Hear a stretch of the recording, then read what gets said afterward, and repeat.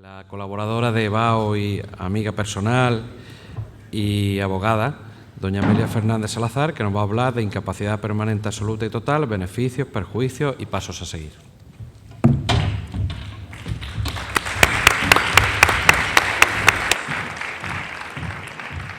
Antes de nada, agradecer que se haya contado conmigo para estas jornadas, bueno, porque entre otras cosas yo colaboro desde hace tiempo con BAO, estoy encantada con esta familia y realmente creo que la ayuda que se presta no solo a las personas que padecen esta enfermedad, sino a las familias es muy importante. Entonces,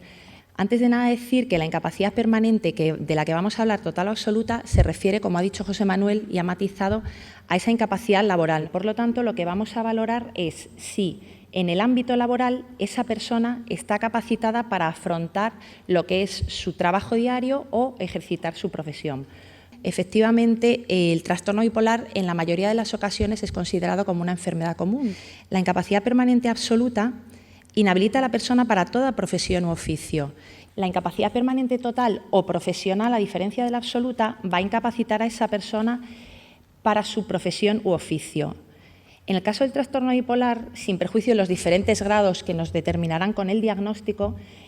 podemos hablar que normalmente la funcionalidad se ve bastante afectada y creo que coincidimos todos en que es una enfermedad irreversible. Por lo tanto, nos centraremos en demostrar la afección de esa funcionalidad para solicitar o bien para acreditar a la hora de que nos pasen a una valoración de incapacidad permanente de oficio, que efectivamente no podemos desarrollar nuestras funciones. Tenemos que decir desde este momento que efectivamente el trastorno bipolar, por ser una enfermedad mental, tiene una complicación añadida y es que no tenemos pruebas diagnósticas. Entonces, necesitamos efectivamente un diagnóstico bien hecho, bien realizado, que no lleve a confusión y yo siempre recomiendo que tengamos una anamnesis, un antecedente y una evolución constatada. Tenemos que dar un poquito al INS la prueba, tenemos que darle el informe médico y a poder ser, y muy recomendable, una pericial psiquiátrica. Nos dice la ley que la incapacidad permanente debe derivar de una situación de incapacidad temporal, es decir, que deberemos estar de baja para, o bien de oficio o bien a instancia de parte, solicitar la incapacidad permanente, o bien por la picaresca que ha habido o porque bueno, los recursos han disminuido, es bastante complicado actualmente conseguir una incapacidad permanente. Con lo cual yo recomiendo, y volviendo un poco al tema de esta mañana de los informes periciales, que aparte que tengamos nuestro informe de seguimiento, cada vez que acudamos a nuestro psiquiatra pidamos nuestro informe de seguimiento, que no tiene por qué ser extenso, sino que nos permita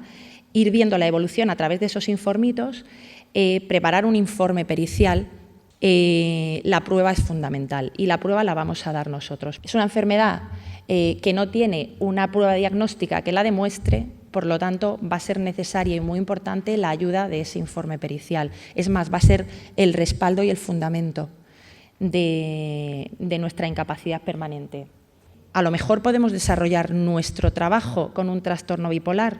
pero lo que a mí no me puede implicar el desarrollar mi trabajo es que una persona me ayude a levantarme, me tengan que ayudar a vestirme, tenga que estar en mi trabajo constantemente saliendo porque me despisto, porque no soy capaz de concentrarme, bien por la descompensación que en un momento determinado puedo sufrir o bien por el tratamiento que requiero y sin el cual la descompensación va a ser en cualquier momento evidente y obvia, produciéndonos el perjuicio que eso conlleva, que son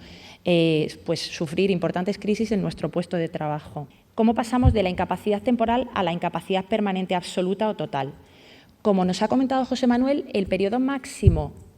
inicialmente en el que podemos estar con esa incapacidad temporal son 365 días. A partir de esos 365 días o bien nos derivarán al alta o bien nos derivarán a una valoración de la incapacidad permanente. Tenemos que decir que, tal y como está el sistema actualmente, en el caso de que se nos deniegue la incapacidad permanente, se entenderá el alta automática. Es decir, nos tendremos que incorporar al puesto de trabajo de manera inmediata al día siguiente en que recibamos esta notificación de denegación de la incapacidad permanente. Por lo tanto, voy a poner un ejemplo para aclarar un poquito todo esto. Cuando un trabajador está de baja por incapacidad temporal, se suspende el contrato de trabajo, cobrando un subsidio en función de la base de cotización del mes anterior a la baja y la empresa paga este subsidio, que luego se lo deducirá como pago delegado de los seguros sociales. Al año de la baja se debe pasar un control por el INS, como hemos dicho, que concederá en casos especiales la prórroga, pasando a pago directo por el INS, es decir, seguiremos recibiendo nuestros ingresos y se mantendrá el alta y la cotización por el trabajador. Pero una vez cumplidos los 18 meses, 545 días, la empresa ya no tiene obligación de cotizar y se nos dará de baja por agotamiento del pago de IT. Esto no quiere decir que el contrato quede extinguido, sino que queda en suspenso hasta que transcurran esos últimos 6 meses como máximo y se pueda ver si efectivamente nos dan de alta o nos otorgan esa incapacidad permanente. Estos 2 años, que suele ser la fecha tope y máxima para poner la revisión, para señalar la revisión, es un periodo en el que nuestro empleador, bien seamos de empresa privada o pública, se tiene que hacer una reserva de nuestro puesto de trabajo. Es decir, si nos otorgan una incapacidad permanente, bueno, también puede haber situaciones en que la persona con la incapacidad permanente, que cuando se le ha otorgado la incapacidad permanente y ha empezado a desempeñar sus funciones, o sea, y ha estado en su casa y ha dejado de relacionarse y demás, no ha podido afrontar la situación y ha pedido una alta voluntaria. Bueno, pues ahí tenemos 2 años en los que nuestro puesto de trabajo va a ser reservado, los 2 primeros años. El principal beneficio es el grado de invalidez que se nos otorga cuando el trabajador ha sufrido esa enfermedad o ese accidente y que conlleva esa incapacidad permanente, con una serie de beneficios que principalmente van a ser beneficios fiscales a la hora de hacer nuestra declaración de la renta, puesto que en el IRPF van a estar exentos de tributación cualquier prestación reconocida por la Seguridad Social por consecuencias de incapacidad permanente absoluta. Me gustaría comentar que, con respecto a esta enfermedad, el Real Decreto 1851 del 2009, de 4 de diciembre, reguló la anticipación de la jubilación de trabajadores con discapacidad igual o superior al 45%, estableciendo la edad mínima de jubilación excepcionalmente a los 56 años a partir del 1 de enero del 2012 para aquellas personas que padecieran una serie de enfermedades mentales, entre ellas el trastorno bipolar, con lo cual nos podemos encontrar con que con 56 años, aunque no sea la incapacidad permanente, podamos jubilarnos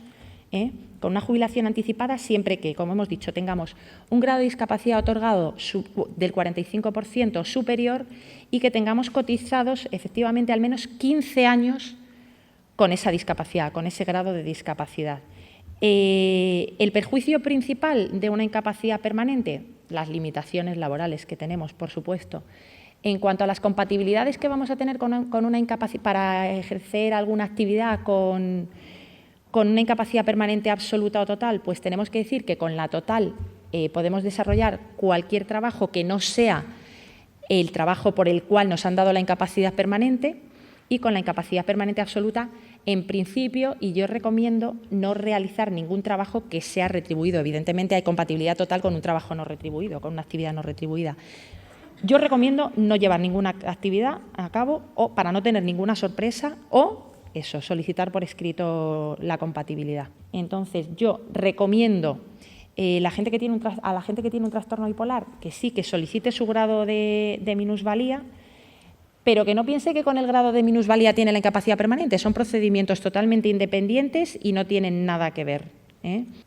¿Cómo se inicia el trámite? Como hemos hablado ya, se puede iniciar de oficio, es decir, yo estoy con una incapacidad temporal, van pasando los plazos y entonces se me va remitiendo. Llega un momento en que cuando ha transcurrido el año o bien se me remite a incapacidad permanente a ser valorado o bien se me da el alta. Una vez iniciado, pues, o bien de oficio o instancia de parte, hay una fase de instrucción que es cuando el EBI formula un dictamen propuesta, teniendo en cuenta